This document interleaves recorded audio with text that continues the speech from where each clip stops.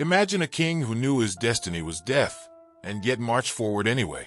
A king who stood against an empire, not for glory, but because it was the only choice that mattered. This is the story of King Leonidas of Sparta, a man whose name became legend, whose death became a symbol, and whose battle changed the course of history forever. And watch and see how the real ending to this story is far more incredible than you could ever imagine. Leonidas' path to greatness wasn't carved in marble or handed to him through royal privilege. It was earned in the most brutal training imaginable. Born into the Achaemenid dynasty, Leonidas was one of two Spartan kings, a system that split the power of the kingdom between two rulers. But unlike many kings of history who sat in luxury, Leonidas lived the life of a warrior, because in Sparta, that's what survival demanded. From the age of 7, Leonidas, like all Spartan boys, was sent into the agoge, an institution unlike anything in the ancient world. The word agoge means leading, and it wasn't just training, it was a trial by fire. For the next decade, Leonidas would be forged into a soldier through pain, fear, hunger, and isolation. The agoge had one purpose: to strip away weakness, to burn out anything that didn't belong in a warrior. Imagine being ripped from your family at 7, knowing you may never return to them the same again. For Leonidas, this was his new reality. The boys of the agoge weren't students, they were survivors. Hunger was their constant companion. In fact, the boys were deliberately underfed, encouraged to steal food to fill their bellies. But this wasn't a simple test of cunning. If caught, they were not punished for the theft, but for being discovered. Because in Sparta, being unseen was just as important as being strong. And make no mistake, the punishments were brutal. The lash of a whip was more than just a disciplinary measure. It was a lesson in endurance. And endurance was the core of the agoge. Sleep was scarce, and when it came, it was rough. The boys were forced to sleep outside, exposed to the elements, without proper clothing. They wore only a single, thin cloak through the frigid Spartan winters, learning not just to survive, but to thrive in discomfort. By the time Leonidas emerged from the agoge, he was no longer a boy. He was something more, a warrior, honed not just in body, but in mind and spirit. He had learned not just how to fight, but how to endure, how to lead, and more than that, how to die. And as fate would have it, Leonidas was no ordinary soldier. His older half-brother Cleomenes had been king, but when Cleomenes met a mysterious death, rumored to be suicide or worse, Leonidas took the throne.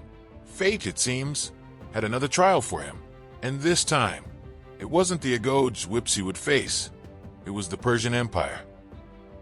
Now, as king, Leonidas' responsibilities went beyond the battlefield. He wasn't just the leader of an army, he was the protector of Spartan culture, the guardian of the Spartan way of life. The pressure was immense. Sparta wasn't like other Greek city-states. It didn't have towering temples like Athens or sprawling markets like Corinth. It had warriors, plain and simple, and it was Leonidas' job to lead them when the greatest threat Greece had ever known came knocking. The year is 480 BC. The Persian Empire, the largest empire the world had ever seen, has its sights set on Greece. Xerxes, the Persian king, has assembled an army that, by some accounts, numbered in the hundreds of thousands. His goal: complete domination of Greece. The Greeks, though fiercely independent, knew they couldn't face Xerxes alone, and so a coalition was formed. But even among the Greek leaders, Leonidas stood apart. When the council met and debated who would lead their defense, Leonidas didn't just volunteer. He insisted. There was no hesitation, no doubt. He knew this was the moment he had been preparing for his entire life.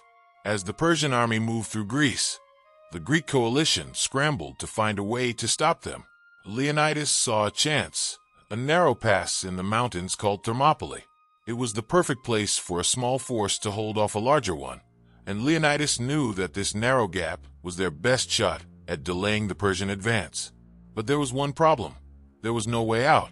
Defending Thermopylae would mean certain death for whoever took on the task. Leonidas made the decision. He would take 300 of his best soldiers, the Spartan elite, and make a stand at Thermopylae. But these weren't just any soldiers. Every one of the 300 was a father, a man with a family and legacy to protect.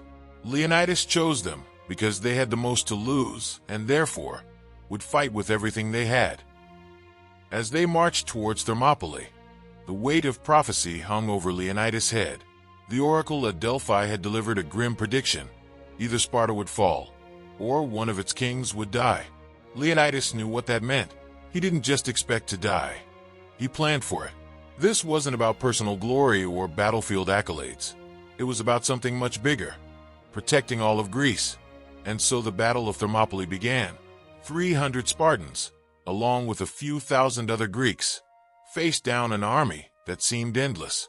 Xerxes expected a swift victory, but Leonidas had other plans.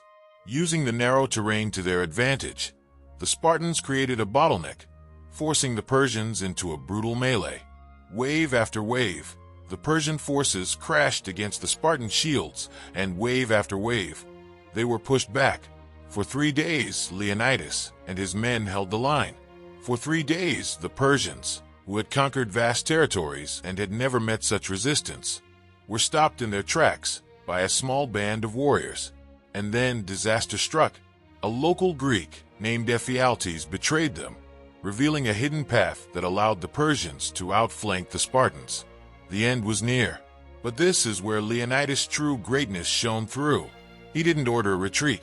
Instead, he sent most of the Greek forces away, keeping only his Spartans and a small band of Thespians, who chose to stay and fight alongside them. They fought to the last man. Leonidas, standing at the front, died as he lived, with sword in hand, surrounded by his brothers in arms. Leonidas' death wasn't just a military loss, it was a symbol. His sacrifice became the rallying cry for all of Greece. After Thermopylae, the Greek states, inspired by his bravery, united in a way they never had before. The battles of Salamis and Plataea followed, and Xerxes was driven from Greece once and for all. The Persians, with all their might, couldn't break the spirit of a unified Greece, and that unity was forged in the fire of Leonidas' sacrifice. But here's the thing, that wasn't the end of Leonidas' legacy. In the centuries that followed, his name became synonymous with heroism, with the idea that a few brave souls can change the course of history. His stand at Thermopylae was retold, reimagined, and immortalized not just by the Greeks, but by cultures far beyond. To this day, Leonidas remains the embodiment of courage in the face of impossible odds. And now you know the true story of Leonidas, a king who chose death so that his people could live. But what's more remarkable is the ripple effect his actions had across history. His stand wasn't just a military maneuver. It was a statement that no matter how great the odds, some things are worth fighting for, no matter the cost. So, what would you do if you were in Leonidas' place? Would you march to certain death for the greater good and to uphold your principles? It's a question worth pondering.